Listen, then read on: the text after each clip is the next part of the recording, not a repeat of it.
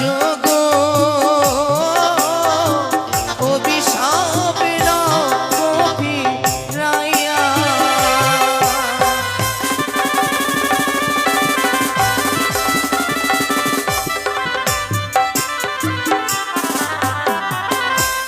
অনিরুদ্ধ, ধনুষ থেকে বাণ যদি একবার নিক্ষেপ হয়ে যায়, সেই বাণীকে যেমন ফিরানো যায় না, আজ তোমাকে আমি করেছি অভিশাপ, অভিশাপও ফিরিয়ে নেওয়া যায় না।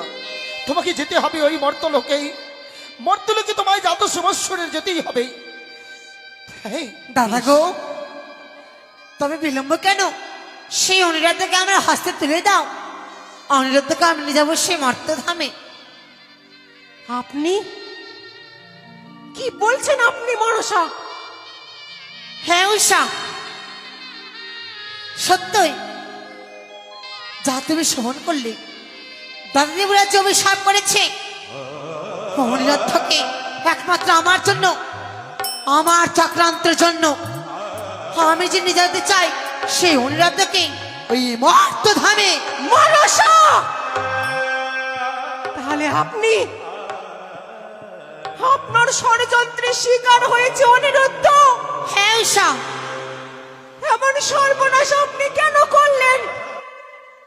কেন করলেন মনসা?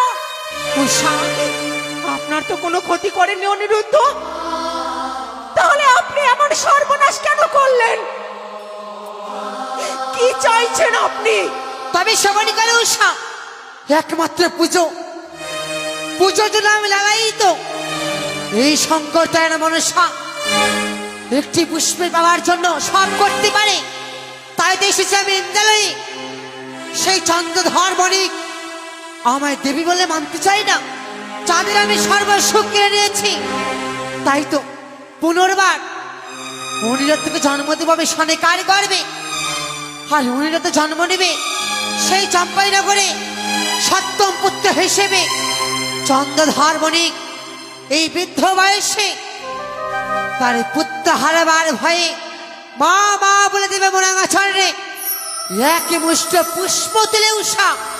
বাহ বাহ মনসা, বাহ! কত বড় চক্রান্ত করেছেন আপনি!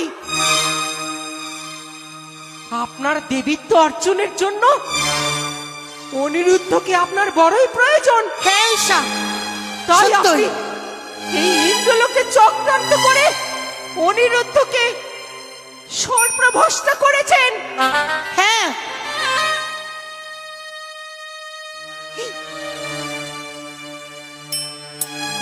আমি যতদূর পর্যন্ত জানি, চন্দ্রধর বণিকের এক এক করে ৬টি পুত্রকে কেড়ে নিয়েছেন। সত্যি বলেছ উষা। তবু চন্দ্রধর বণিক আপনার সামনে নত স্বীকার করেননি, না, সর্বস্ব কেড়ে নিয়েছেন। তবু চন্দ্রধর বণিক আপনার সামনে হাত পেতে কোনোদিনও পুত্রের প্রাণ ভিক্ষে চাননি। না উষা। তাহলে কি করে ভাবলেন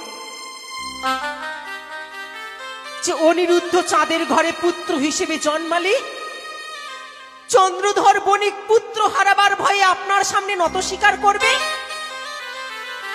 পুত্রের প্রাণ ভিক্ষে চাইবে? চাইবে উষা, চাইবে। আপনাকে দেবী বলে সম্মান করবে? দেবে। ভুল আপনার চেষ্টা, আমার চেষ্টা ভুল। আপনার ষড়যন্ত্র, আপনার চক্রান্ত সবকিছু নিষ্ফল হয়ে যাবে। না, কারণ চন্দ্রধর বণিক বড়ই জেদি, কোনো কালে আপনার সামনে নত হননি, আর ইহকালে চন্দ্রধর বণিক আপনার সামনে নত হবেন না। চাঁদের ঘরে অনিরুদ্ধ পুত্র হিসেবে জন্মাবে, রূপে গিনে ধীরে ধীরে অনিরুদ্ধ চাঁদের পুত্র হয়ে বড় হবে। ক্রোধের বশে আপনি আবার ইহ পুত্রকে কেড়ে নেবেন। চাঁদ একদিন বিদ্ধ হবে, পৃথিবীর নিয়ম কাল অনুসারে চাঁদ একদিন মারা যাবে। সেদিন